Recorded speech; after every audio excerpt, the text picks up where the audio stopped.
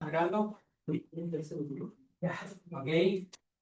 Les doy la bienvenida a nuestro seminario de modelamiento matemático y sistemas biológicos de este mes. La bienvenida a todos, en especial a nuestra directora de departamento, Cecilia Donoso, y el director de nuestro magíster, Daniel Sepúlveda, y les presento al expositor, Elí Guillermo Elorreaga Aldaz. El título de la charla es Medidas de conservación ex situ, un enfoque de metapoblaciones variables en el tiempo basado en el modelo clásico de Levins. Elí, voy a hablar un poco de carrera de Elí Guillermo Elorreaga Aldaz es licenciado en matemática por la Universidad Nacional Pedro Ruiz Gallo de Perú y magíster en matemáticas con mención en matemática aplicada y doctor en matemática aplicada por la Universidad de Biobío. Actualmente se desempeña como investigador postdoctoral en la Universidad de Chile, donde continúa desarrollando su trabajo en el ámbito de las matemáticas aplicadas. Eli, puedes comenzar. Gracias por la presentación. Bueno, buenas tardes a todos. Primero quiero agradecer por la invitación. Estoy contento de estar aquí. Y bueno, gracias a todos ustedes por su asistencia.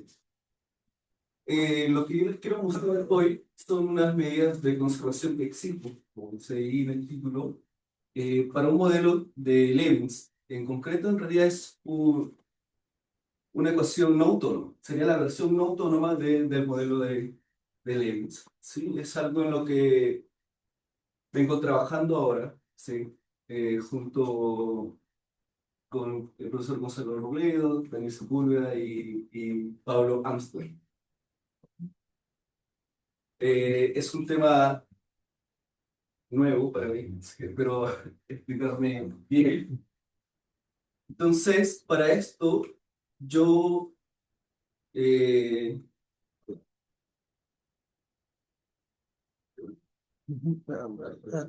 Espérate, a ver, prueba ahora. ah, ya, entonces, para esto yo he dividido la charla de la siguiente manera. ¿Sí? Bueno, primero voy a mostrar cuál es el modelo de metapoblaciones de Levins, voy a hablar un poco de él y les voy a presentar el modelo no autónomo, ¿sí? Que es el cual voy a estudiar, o el cual estudiamos. Y algunos resultados con respecto a ese modelo. Después, como lo mencioné, voy a mostrar unas medidas de conservación ex situ. Concretamente voy a mostrar dos medidas de conservación ex situ. Después voy a dar algunas condiciones para la existencia de soluciones T periódicas. Y finalmente algunas simulaciones numéricas. Entonces, bueno, para entrar un poco en contexto, ¿cierto? En la teoría de metapoblaciones, uno piensa o asume la existencia de un hábitat fragmentado, ¿cierto? Que en cada región habitable se le llama parche. ¿Sí? En cada uno de estos parches pueden vivir o pueden habitar una o más especies, ¿sí? A las cuales se llama población local.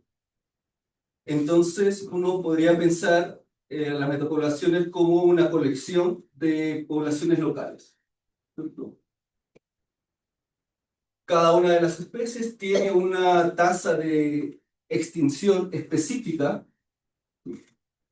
tiene permitido colonizar también otros parches, ¿cierto? Entonces, el objetivo aquí es determinar la fracción de parches ocupados.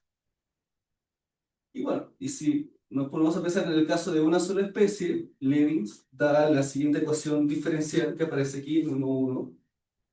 ¿Sí? Es una ecuación diferencial ordinaria, ¿cierto?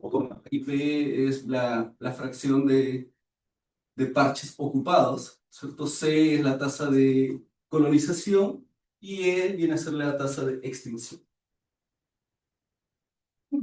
Pero nosotros estamos interesados en la versión no autónoma del modelo de Levins, que es justo la que aparece aquí en 1,2, ¿cierto?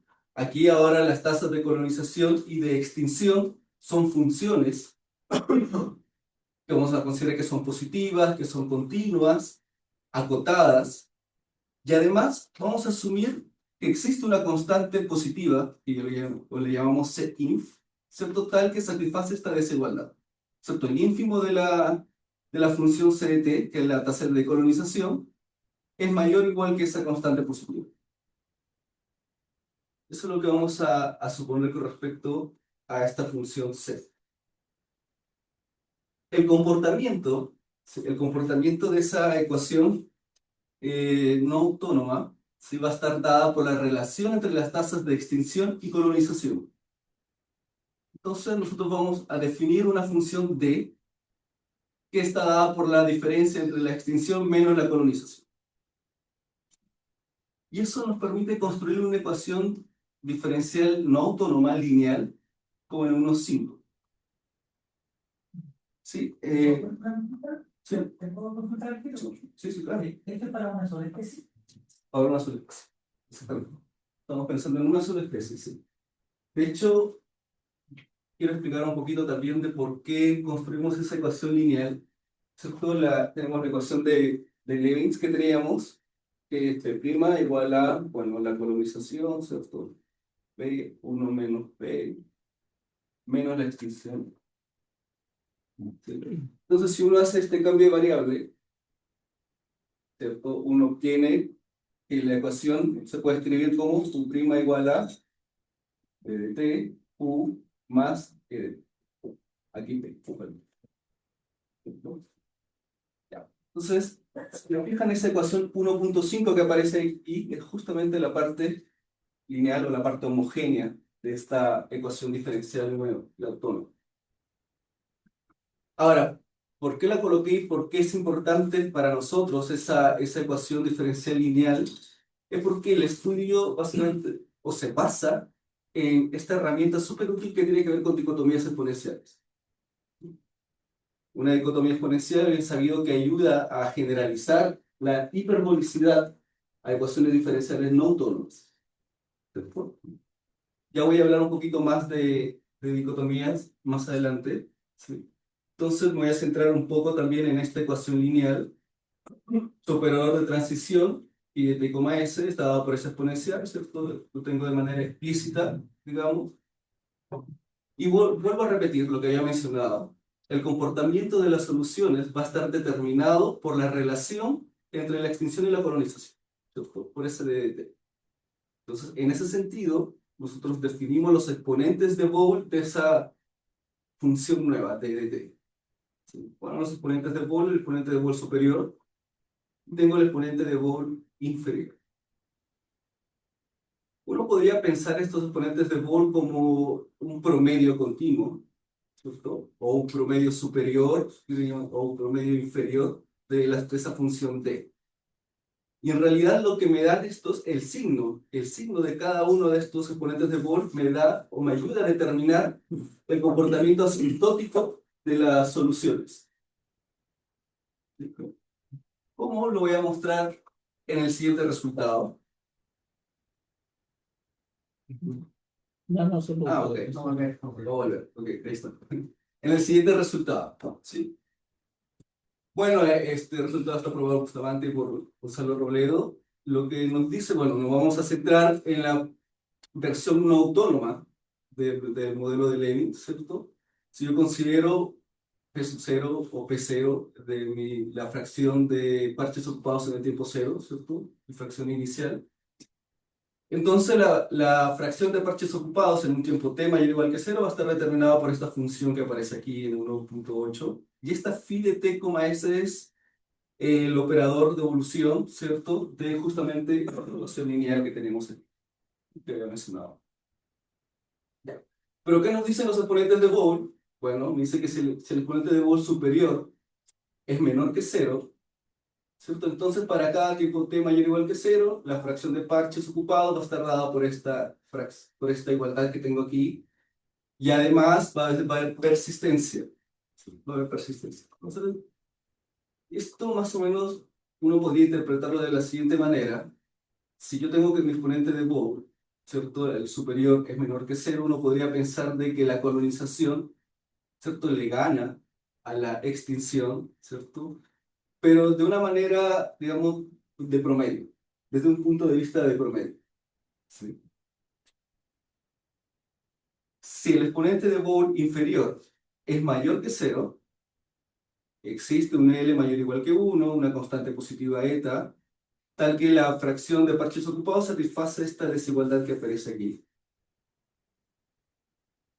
En este caso, al tener el exponente de Boole inferior, mayor que 0, uno nuevamente podría pensar que aquí la extinción, ¿cierto?, le gana a la colonización, pero nuevamente de una manera de promedio, ¿cierto? Forma de promedio, en este caso promedio inferior, si lo queremos ver así. Y efectivamente en este caso hay extinción. La extinción es más grande en promedio, así que voy a tener extinción. Lo que uno puede observar aquí en esta desigualdad, ¿cierto? Que las soluciones están decayendo exponencialmente, ¿cierto? A cero. Bueno, y finalmente, si el cero pertenece a este intervalo cerrado, cuyos extremos son los exponentes de Boole, ¿cierto? Entonces la fracción de parches ocupados verifica este límite que aparece aquí en 1,11. Para ver esto un poquito mejor, digamos matemáticamente, para que aparezcan las dicotomías exponenciales, lo que se usa para probar esto, sí, quiero mostrar el siguiente resultado. ¿Sí? Bueno, el siguiente resultado está dado por Pablo Amster, Gonzalo Rueda y Daniel Sepúlveda. Nos dice que si el exponente de Boole nuevamente, ¿sí?, el superior es menor que 0, entonces las soluciones de ahora este de aquí, de la parte lineal, decaen exponencialmente. Es decir, existe esa constante de mayor o igual que 1, eta positivo, tal que el operador de transición, ¿cierto?, o de evolución, satisface esta desigualdad. Y aquí entonces uno puede ver que están decayendo exponencialmente. Claro, uno pensaría, pero en el caso anterior yo tenía persistencia, pero hay que recordar este cambio de variable. ¿Cierto? Hay que acordarse de ese cambio de variable. Ya. Por otro lado, si el exponente de Boole inferior es positivo, las soluciones, nuevamente, de la parte lineal de esta ecuación, divergen ahora a una tasa exponencial. Es decir, existen las constantes positivas L y eta que satisfacen esta desigualdad del 1,13 y aquí se puede ver la divergencia exponencial, ¿cierto? Nuevamente hay que recordar este cambio de variable porque en este caso hay extinción aquí. Si esta tiende al infinito, esto tiende a cero, ¿cierto? Al revés, entonces pega tiende a cero, la otra tiende al infinito. Ya. Por último, nuevamente, si el cero pertenece a este intervalo, donde los límites son los exponentes de Boole, ¿cierto? No puedo garantizar de que existan estas desigualdades, digamos. No puedo garantizar de que existan las contracciones exponenciales o expansiones exponenciales. ¿Sí? Y además, puede haber la posibilidad de la existencia de soluciones acotadas no triviales. Entonces, es útil estas dos desigualdades que aparecen en 1,12 y 1,13, estas dos de aquí, las contracciones exponenciales y las expansiones, porque justamente es la dicotomía exponencial. Entonces, justamente decimos que una ecuación diferencial tiene dicotomía exponencial si satisface estas dos desigualdades. Ya. Entonces, con eso en mente, yo quería dar también una comparación con el modelo clásico, con el modelo autónomo. Es decir, aquí mis tasas de extinción y de colonización son constantes positivas, ¿sí? Por lo tanto, los exponentes de Boole solamente son la diferencia de la extinción menos la colonización. Y podemos decir de que las soluciones convergen a cero si la extinción, la tasa de extinción es mayor que la colonización. Convergen a un P asterisco, que está dado por esta expresión que está aquí, si la colonización es más grande que la extinción, ¿cierto? Y ambas convergen exponencialmente. Y era más o menos lo que uno pensaba en el caso de un autónomo, ¿cierto? Cuando decíamos que en promedio la tasa de extinción superaba a la colonización, pasaba lo mismo. y si en promedio la colonización excede a la extinción, convergía también a una solución, ¿no? Por otro lado, si son iguales, la extinción y la colonización son iguales, la fracción de parches está dada por esta fracción que aparece aquí, la redundancia, y converge polinomialmente así. Quería mostrar esta comparación porque creo que es súper útil para entender más o menos los exponentes de Boole. ¿Sí? Ya. Ahora sí, yo me voy a centrar, o nos vamos a centrar solamente en el caso en que hay extinción, es decir, cuando el exponente de Boole inferior es mayor que cero. ¿Sí? Como hay extinción, vamos a dar unas medidas de conservación ex situ para evitar esa extinción. Quise colocar ahí algunas características principales, solamente para entender lo que es una conservación ex situ. ¿Cierto? Es una variedad, digamos, de medidas y lo que hacen es transferir o implican la transferencia de las especies en peligro fuera de su hábitat. ¿Sí? Ahí tienen algunos ejemplos de la criopreservación, ¿cierto? Jardines botánicos, zoológicos, ¿cierto? Y claro, y el propósito es rescatar y preservar, como dice ahí, material genético de el peligro, ¿cierto? La crianza de especies para después ser reintroducidas a su hábitat. Un ejemplo de este tipo de conservación ex situ, ¿cierto? Esta medida podríamos mencionar lo que pasó con el oryx blanco, ¿cierto? Que fue declarado extinto en estados salvajes, digamos, pero habían ejemplares en cautiverio y después están siendo reincorporados a su hábitat. Ya. Entonces, vamos con esas estrategias. Yo voy a presentar la primera estrategia de conservación ex situ que tiene que ver con, aquí los tiempos de colonización van a ser variables. Y yo voy a explicar por qué. ¿Sí? Para esta estrategia de conservación voy a considerar los siguientes supuestos. El primero es que existe una fracción mínima de parches ocupados que debe haber para que esta estrategia funcione. Es decir, que si paso ese umbral mínimo, digamos, ya no hay nada que hacer. La suposición 2 es lo que ya les había mencionado, que el exponente de Boole inferior tiene que ser positivo, es decir, hay extinción, estamos considerando que hay extinción, ¿sí? Y bueno, la condición inicial tiene que estar también por encima de ese P-min que le estoy llamando, lo que es un umbral mínimo. El tercer supuesto es que la fracción de parches ocupados se puede medir en cada tiempo. Yo puedo determinar cuál es la fracción de parches ocupados en cada tiempo. Y el siguiente, más o menos lo que dice es que si yo sé que mis soluciones están decayendo, ¿cierto? Cuando llegue a tocar el P-min, este umbral mínimo, lo que voy a hacer es aumentarle ese alfa medio que aparece aquí con un alfa dado en este intervalo.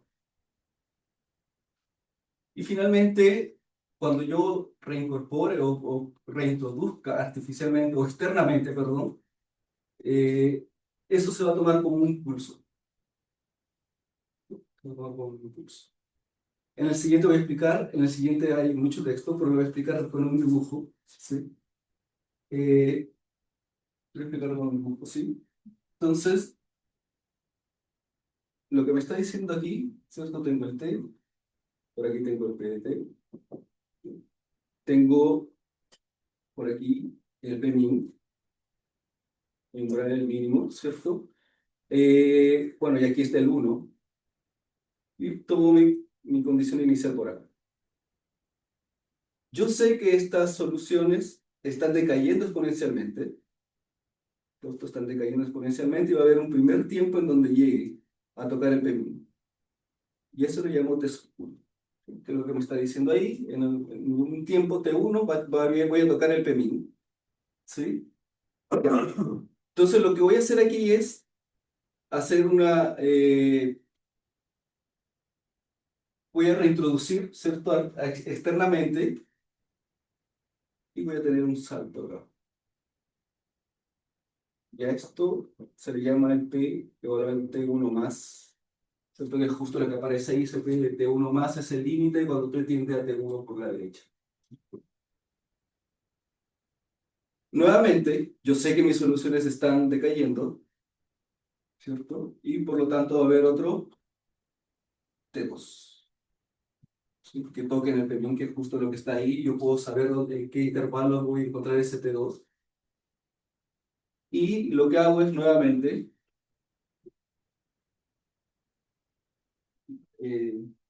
reintroduzco o colonizo externamente, ¿cierto? Y así. Entonces yo voy a tener una sucesión de puntos en donde voy a tocar ese P-min, ¿cierto?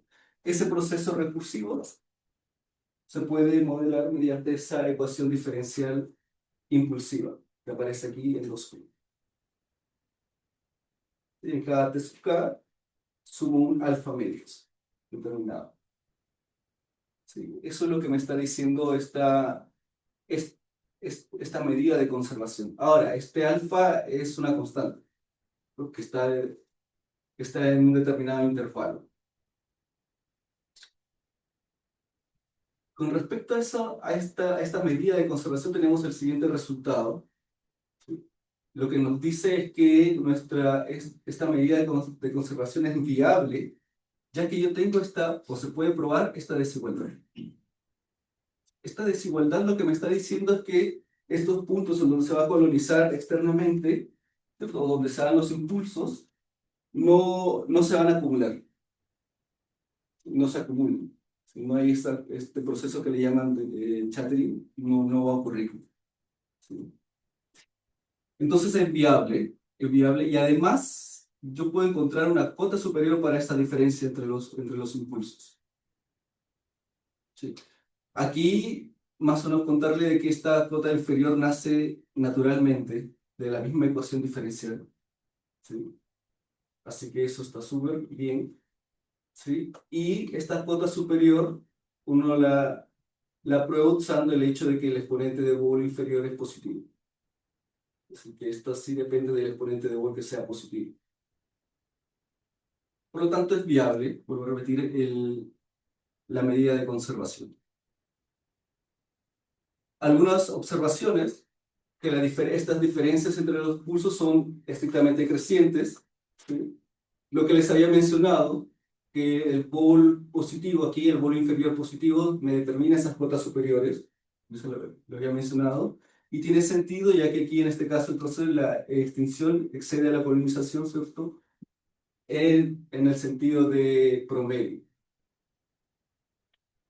Y el siguiente resultado es, más que todo quería mostrarlo porque nosotros tenemos una dicotomía exponencial, ¿no?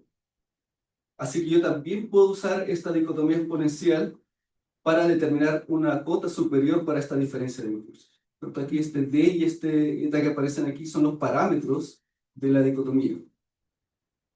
Y que es otra forma de probar esa cota superior para esa diferencia.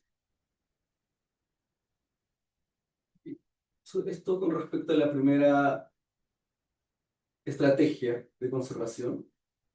Veamos otra estrategia.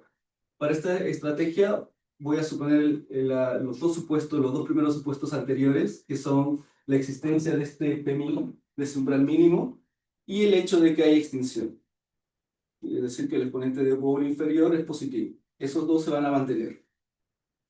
Lo que sí va a cambiar aquí es que los tiempos, digamos, de colonización, ¿sí?, van a estar fijos. ¿Sí? Y van a estar predeterminados antes, y van a estar dados de esta forma, por un n por t, con un t positivo. ¿Sí? El segundo supuesto es que si yo tengo que la población en estos tiempos es más grande o mayor o igual que P-min, que es el umbral mínimo, ¿sí?, hacemos una recolonización externa. ¿Y cuánto le vamos a sumar? Ahora ya no va a ser un alfa medio como antes, sino va a ser esta función que aparece aquí. ¿Sí? Y aquí este alfa ya no es una constante, ahora es una función. ¿Sí? Una función continua que va a depender, en realidad ya lo voy a mostrar más adelante, va a depender de cuánta cuántos parches o cuál es la fracción de parches ocupados en un tiempo t sub n. ¿Sí? Entonces, es por eso que también yo quería aquí, bueno, no lo mencioné, pero aquí lo que les digo es que la fracción de parches ocupados puede ser determinada en cada uno de esos tiempos. La diferencia con el caso anterior era que yo necesitaba saber o determinar la fracción de parches ocupados en cada tiempo. Aquí solo pido que se sepa en esos tiempos que yo fijo. Ya no sé en cada tiempo, ya no sé en todos los tiempos, sino en ese tiempo. Bueno, y cada vez que se haga esta recolonización externa, lo vamos a considerar como un input, igual que antes. Sí. Entonces, para este caso tenemos lo siguiente. Voy a tratar de explicar nuevamente. Bueno, va a estar dada ahora por una ecuación nuevamente diferencial inclusiva, los 5. El cambio con el anterior es esta función que aparece. Esta función que está definida aquí como el 2,6. ¿Cierto? Si la población está por encima de mi umbral mínimo, yo le sumo esto. Si está por debajo, ya no hay nada que hacer. A ver,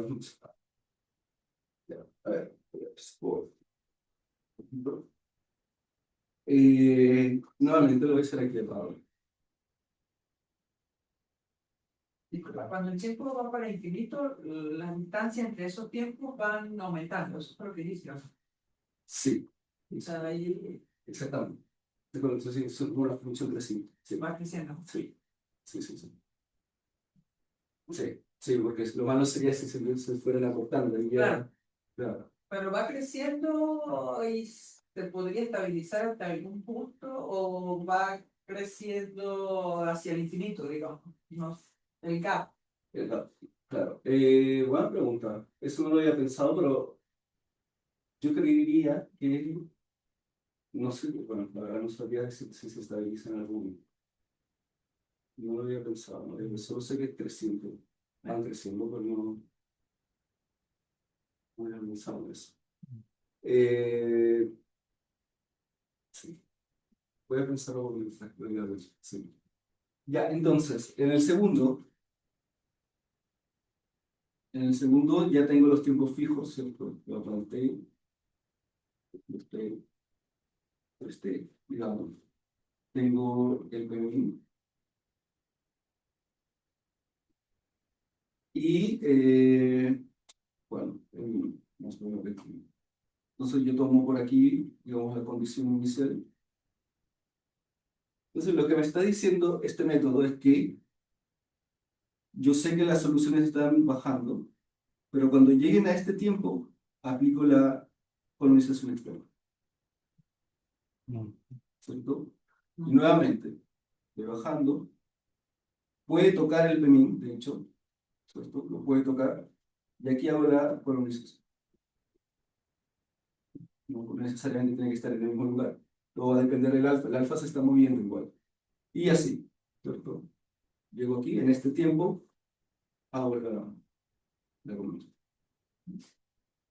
Sí. De lo que yo entendí del modelo del segundo caso, que es de tiempo fijo, Sí. la persona que lo introduce lo deja en la misma altura que la anterior para que se repita. No necesariamente. No lo dejan el mismo, no. No, porque va a depender, de hecho, en cada tipo, esta alfa que uno sube, va a depender mucho de la cantidad de población que hay en este tiempo de acá. Claro, lo que no estás agregando siempre la misma cantidad. Exacto, no le La agrego. cantidad que le agregas según la evaluación que hiciste en el tiempo de acá, es aquella justa que lo devuelve. Al mismo punto, no. No. De hecho, lo que busco, eso lo voy a mostrar ahora en el resultado. Lo único que busco, en realidad, no que devuelva al mismo punto. Lo que quiero, y aquí se ve en el resultado. Voy a contarlo ahora por mientras. Uno se fija el PMIN, ¿sí? Necesito que sea menor que esa cantidad que aparece ahí. Entonces, una vez que tienes el PMIN fijo, uno dice, esto va a ser viable si mi condición inicial está en ese intervalo que aparece ahí. Y los alfa que uno le suma van a depender de la población que había antes, tienen que ser mayores que esa cantidad que aparece. Bueno, y el t, que uno se fija, también yo puedo más o menos saber en qué intervalo lo podría tomar. ¿Para qué? Y lo que me interesa a mí es que cuando llegue a este punto, obviamente va a estar por debajo del P0, pero yo quiero que tenga, digamos, la fuerza suficiente de pasar el P0. Y después que baje, pero que no lo haga antes de aquí, sino que estos tiempos sean de tal manera de que esté por debajo del P0. Cuando se aplique la colonización externa, yo necesito que esté por debajo de ese P0. ¿Cuánto le vas a dar? A lo mejor, o sea, la interpretación de cuánto le estás sumando. ¿Qué buscas con la cantidad que le estás introduciendo al... Se podría buscar, de hecho, no lo había pensado de esa forma, se podría buscar quizás que sí se mantengan en el mismo punto para tener quizás algo así. Podría ser. Pero vuelvo a repetir, lo que a mí lo único que me interesaba en esto cuando hice esto fue que tenga la fuerza suficiente que pasara este P0. Y eso es porque yo puedo tomar este alfa. Pero no le estás agregando la misma cantidad para que pase el P0, o sea, que lo deje en P0. No, le estoy colocando una cantidad que sobrepase el P0. Sí, de hecho, esta desigualdad está hecha para eso, para que cuando haga eso sobrepase el P0 y después, bueno, el hecho de tomar ese tiempo ahí también es para que después cuando baje esté por debajo de... Podría haberlo pensado de esa forma, que llegaran al mismo punto, pero bueno, yo lo que sea así, que sea lo suficientemente fuerte de que pasara. Disculpa, ¿Cuánto? Sí. para poder entender, ¿cuánto le estás, sobre el P0 le estás agregando en cada... Ah, o sea, ya, sí. Y eso va a depender nuevamente de la población. Cuando llego a este punto, ¿sí? Al tiempo t, yo quiero saber qué cantidad de población hay. Esa es mi pregunta. Exactamente. Entonces, lo que voy a aplicar es un alfa que sea mayor o igual que esta cantidad. ¿Por qué? Exacto. Que sea mayor igual y que sea menor, obviamente, que uno. Eso. Exactamente. Es Eso. un árbol disponible. Sí, exactamente. Exactamente, sí. Ya. Sí. Por eso decía que el alfa La cantidad fija es solamente una condición. es una condición nomás. Más grande que... Exactamente. Entonces, esa cantidad que está puesta a la izquierda, sí quería dejarlo en PC, ¿o no? Porque tú... Ah, ok, ya, sí, obvio. Sí, sí, Ya. sí, sí, Ah, no. exactamente. Sí, sí, sí, sí. Sí, O sea, si repasamos la desigualdad por igualdad, me lo dejaría... sí, exactamente. Ah, Sí, sí, sí. Sí, sí, eso. Bien. Ya, entonces, claro, nuestro segundo método, digamos, también es viable siempre y cuando satisfaga esas hipótesis que tengo ahí. Nuevamente, las desigualdades estas que tengo aquí aparecen de la dicotomía. Estos parámetros de y eta son de la dicotomía exponencial. Y bueno, ahora sí, algunas condiciones para la existencia de las soluciones periódicas.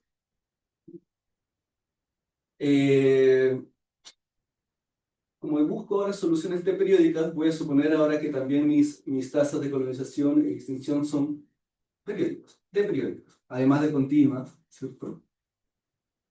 Entonces los exponentes de Boole se convierten ahora en el promedio. Entonces, la siguiente proposición, también que fue dada por Pablo Astor, Gonzalo Ruiz y Daniel Sepúlveda, ¿cierto? Dan una versión de la proposición que ya había dado antes, pero ahora con el promedio. ¿Sí? Quiero ver qué pasa con el promedio. Nuevamente, si el promedio de D, la función D, es menor que 0, entonces la fracción de parches es persistente, ¿sí? Y converge a este asterisco que aparece aquí y que está definido entre estos, ¿cierto? Y esta función a la que converge es T periódica.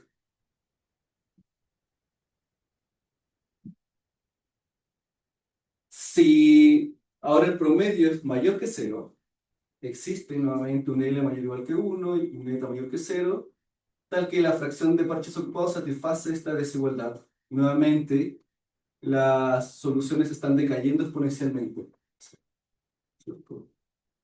Ahora, si el promedio de la extinción es igual al promedio de la colonización, la fracción de parches ocupados converge a cero, pero no sabemos, no se puede verificar si es exponencial. Con esto, entonces, yo me quiero, o nos queremos centrar en las ecuaciones que están dadas por esta de acá, ¿cierto? Que son las impulsivas. Por lo tanto, voy a tomar, en este caso, que mi promedio sea mayor o igual que cero, que es donde hay extinción.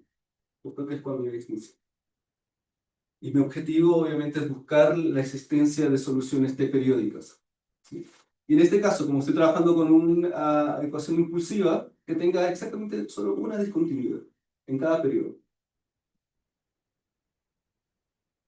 Bueno, aquí solamente por notaciones, ¿sí? El Umax va a ser el 1 partido de mí. Recuerden el cambio de variable.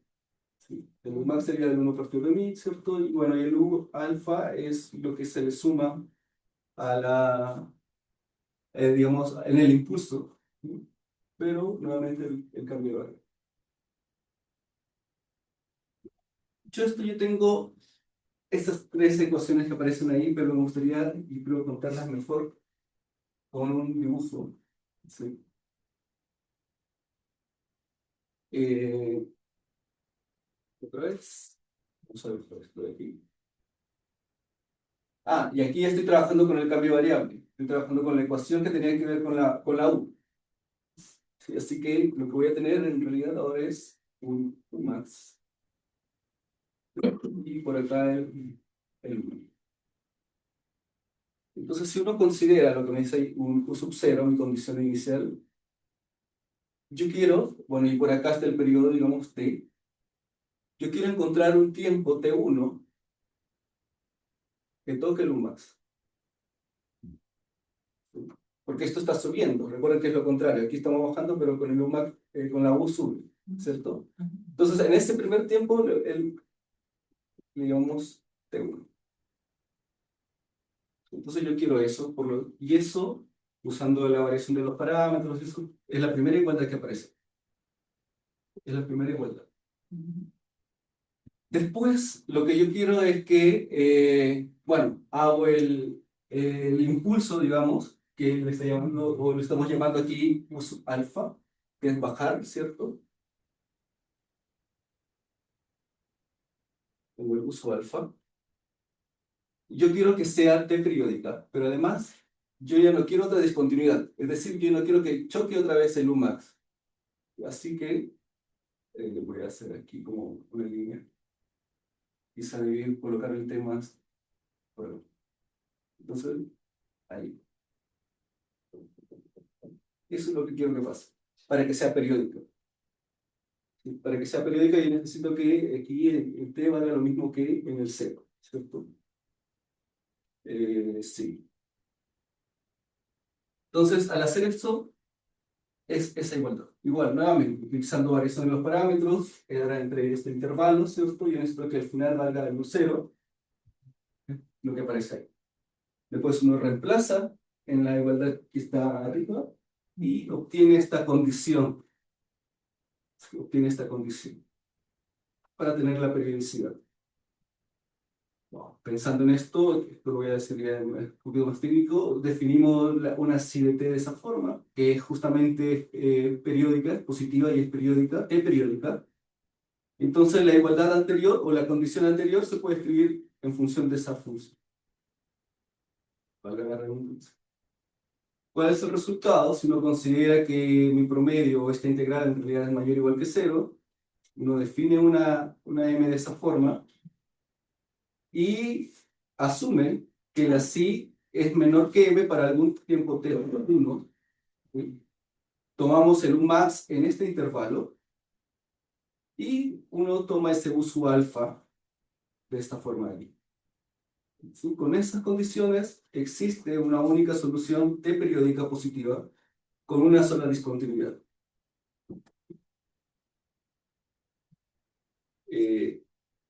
Eso. O sea, desde el punto de vista de de la aplicación, esta tiene cierta ventaja o no con respecto a la otra solución que encontraste. Ah, bueno, Porque tú ya sabes en qué tiempo vas a... exactamente, Esa sería como la ventaja. exactamente, sí, exactamente. Sí. Claro, igual que en esta, yo también ya sabía en qué tiempo hacerlo, pero hay un poquito más de sutileza en elegir el PEMIN en realidad y tomar el alfa adecuado. Sí, tomar el alfa que va variando en realidad. Sí.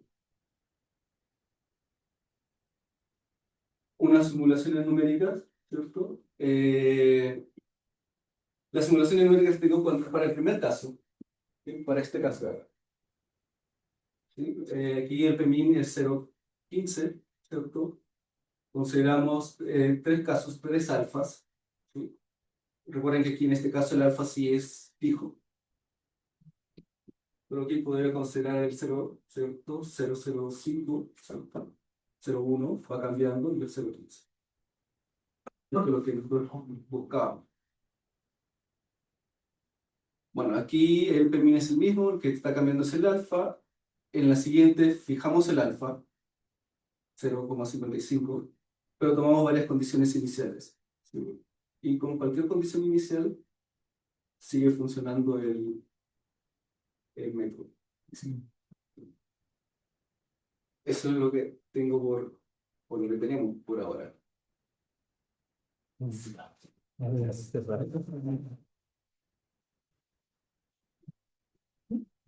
Preguntas, comentarios, Ricardo. Yo tengo una pregunta de pronto no viene de base. El PEMI de la fracción de parche ocupado.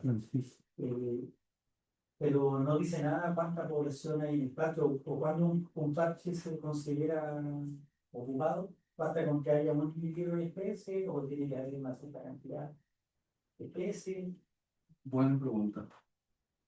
Sí, el PEMIN está, claro, en realidad está pensado en la cantidad de fracción o en las fracciones de parches ocupados, pero no es cuando se considera, por ejemplo, que esté ocupado. No sé si solamente uno, sino que yo creo, yo tampoco soy experto en el tema de metapoblaciones, de hecho, digamos, como la primera explicación que estoy viendo, yo creo que se llamaría ocupado si es que se puede garantizar que no va a haber extinción en ese parche, yo creo. Porque no sé si con uno solo se puede decir ya. Es que pasa por las condiciones que tú tienes, que son las de tanto minutos de observación, esa fracción tiende a cero, por lo tanto, obviamente, son parches, Los parches exactamente, exactamente, se están en extinguiendo. condiciones. Exactamente. Que al pasar, primero que llevamos, la atención es que solamente la dinámica de la fracción de parche ocupado, pero no dice nada de la dinámica De la dentro de cada parche, para pasar que lo que está pasando allá adentro, que es la población, y lo interesante es la relación que existe entre los distintos parches y lo que existe en cada uno de ellos. en cada parche que puede garantizar o no algo, porque de lo que entiendo de lo que ustedes dicen, esta estrategia de conservación ex situ, quiere decir que tienen abordado, están criando un Exactamente, eso. individuo y por lo tanto no, eso no proviene de los parches, pero proviene de otro lado y ese otro problema, como se hace. Exactamente, sí, sí, sí. Sí. Entonces, en el principio no hay un criterio universal para decir que este parche está ocupado, bajo qué condición se considera un parche. Eso. Yo por lo menos no lo conozco. O sea, sí. se supone que alguien lo pone y de aquí se utiliza. Exactamente, sí. Sí. Y luego, o sea, las dos estrategias que presentaron, una ya a tiempo variable, cuando se llega a un umbral mínimo, Exactamente. ahí inyectamos, y la otra a tiempo fijo, lo que varía es la cantidad de que se le está agregando. Exactamente. Sí. Pero en ambos casos me da la impresión de que las estrategias son no sostenibles, porque en ambos casos se requiere permanentemente que se agregue, que se esté agregando población en el tiempo para siempre. ¿No? Si uno deja de hacer un mecanismo de. Sí, exactamente. Pero el tiempo puede ser tan grande como tú quieras. En En las periódicas. En las periódicas tú escoges el T. En las periódicas sí. En las periódicas sí. O sea, tú puedes decir, mira, yo quiero hacer en 2 años y ahí en cada 2 años tienes que tener cierta cantidad de especímenes En las para periódicas colocar. sí. Y una pregunta que se meta Francisco a hacer eso. No, no, es que estaba tomando la tuya para. No te estoy colgando. Sí, sí, me cogí. El- el- Los variables del tiempo, los coeficientes, eso podría venir de algún efecto estacional. Es decir, que en alguna temporada, no sé, viviendo, por ejemplo, el bicho le va más mal y por lo tanto, ¿por qué la variabilidad en un tiempo? Ah, sí, claro. ¿Podría ser efecto estacional? Sí, sí, yo creo, o sea, sí, podría ser porque, claro, no, estos son variables en tiempo, perfectamente, puede ser que aquí, en esta parte, de caiga mucho más rápido, que llegue más rápido que en el caso anterior, o viceversa. Porque es un efecto estacional que me da la impresión que la segunda estrategia es más coherente con eso, ¿no? Bien. Sí, igual pienso lo mismo, pero no sé, no sabría cómo explicarlo bien. Sí, no sé, pero sí. Sí. Ya, Francisco, minuto. No, tú tenías una lámina donde estaba esta cuestión del gap y las cuotas que encontraste, ¿cierto? Ujú. Podrías volver ahí. Es que tú encontraste una cuota por abajo y otra por arriba, pero no sé si las estaban en condiciones distintas.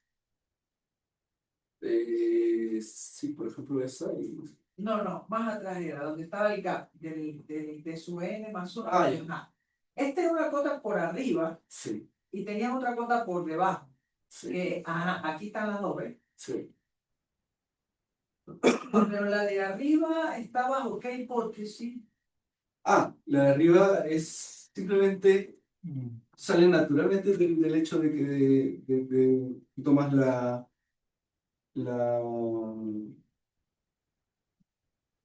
la ecuación esta de los parámetros, uno comienza a acotar directamente eso y está bajo la hipótesis de la existencia de este PMI y de que llegues al PMI. Esa es como la hipótesis, digamos, uno toma la ecuación de los parámetros y busca esos tiempos, ¿cierto? Con la condición de que tengo que llegar al umbral PMI. Claro. Y entonces en la de abajo, fíjate que la de la parte derecha obviamente no depende del n. Entonces, eso quiere decir que cuando n tiene infinito, en algún momento ese gap se está estabilizando alrededor de ese número. ¿Va?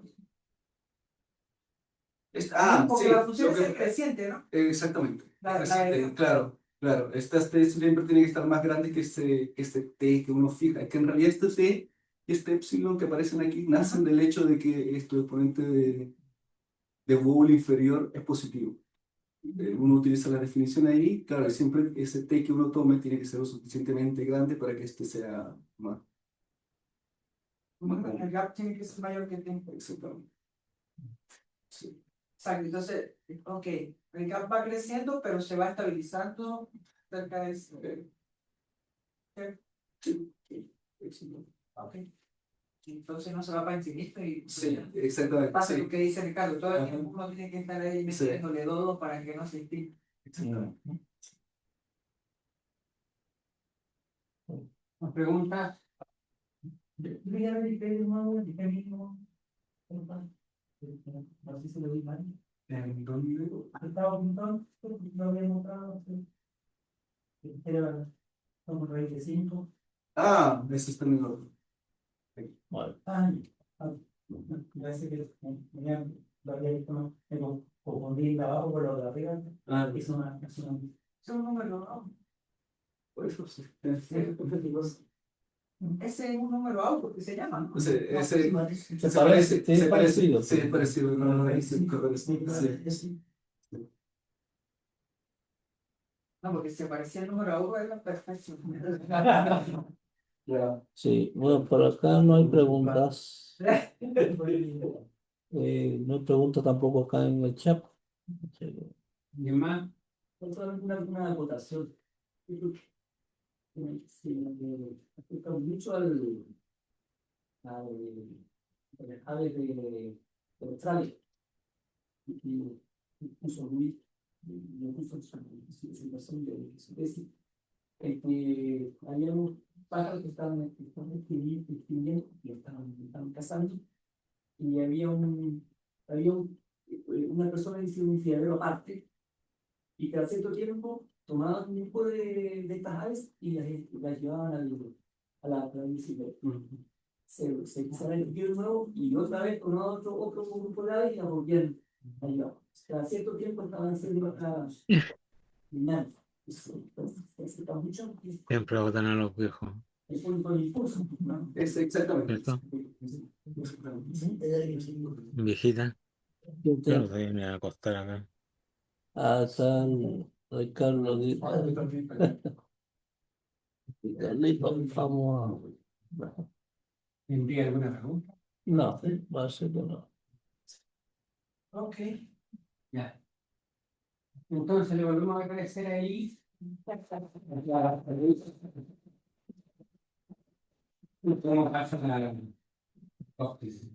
Muchas gracias ahí, Carlito, y todo lo que están acá de manera online. Muchas gracias ahí por la No hay participación. por qué, pues. Gracias a ustedes. Un fuerte abrazo, amigo. Igual, hasta mañana. Chao, chao.